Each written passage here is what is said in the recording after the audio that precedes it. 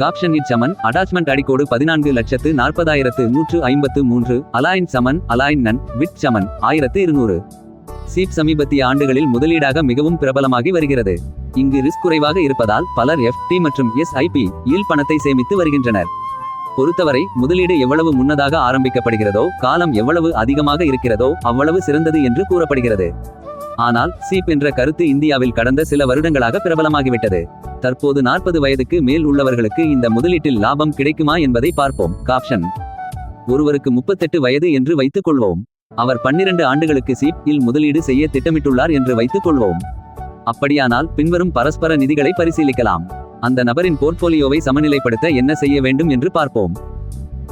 உண்மையில் பரஸ்பர நிதிகளில் முதலீடு செய்வது நீண்ட காலத்திற்கு செல்வத்தை அதிகரிக்கிறது. ஆனால் அது சீராக இருக்க வேண்டும். போர்ட்போலியோ மறுசீரமைப்பை செயல்படுத்த ஒருவர் முதலில் நிதி இலக்குகளை தீர்மானிக்க வேண்டும். 12 வருடங்கள் சீப் இல் இருக்கும் போது ஒருவர் நீண்ட கால நிதி இலக்குகளை பற்றி சிந்திக்க வேண்டும். ஓய்வூதிய திட்டமிடல், குழந்தைகளின் உயர்கல்வி, வீடு வாங்குதல் போன்றவை ஆகும். பிறகு எவ்வளவு ரிஸ்க் எடுக்க முடியும் என்று பாருங்கள்.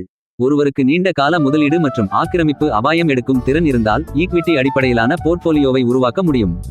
எனவே அவர் தற்போதுள்ள போர்ட்போலியோவில் பல்வேறு ஈக்விட்டி வகை திட்டங்களை வைத்திருக்க வேண்டும்.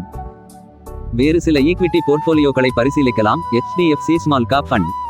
இந்த ஒதுக்கீடு ஸ்ட்ராட்டஜி மூலம் போர்ட்போலியோ பல்வேறு சமபங்கு வகைகளில் மட்டுமல்ல பல்வேறு சொத்து மேலாண்மை நிறுவனங்களிலும் பரவுகிறது. இது போர்ட்போலியோவின் நிலையை அதிகரிக்கும். குறிப்பிட்ட சந்தை பிரிவுகள் அல்லது நிதி மேலாளர்களுடன் தொடர்புடைய ஆபத்தை குறைக்கும். இது தவிர மியூச்சுவல் ஃபண்ட் செயல்திறனை தொடர்ந்து மதிப்பாய்வு செய்ய வேண்டும். திறமையற்ற நிதியை கண்டறிந்து மாற்ற வேண்டும்.